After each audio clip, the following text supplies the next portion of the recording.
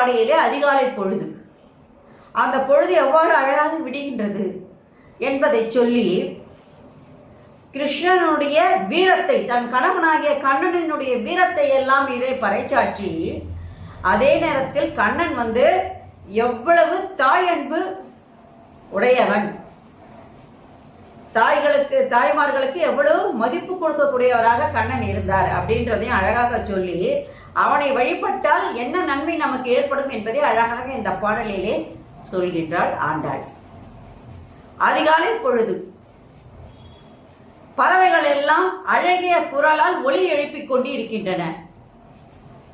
கருடாழ்வார்க்கெல்லாம் தலைவனாக இருக்கின்ற அந்த கிருஷ்ணன் அந்த பெருமானின் ஆலயங்களில் எல்லாம் அந்த காலை பொழுதிலே வலம்புரி சங்கினுடைய ஒளியானது ஒலித்துக் கொண்டிருக்கின்றது.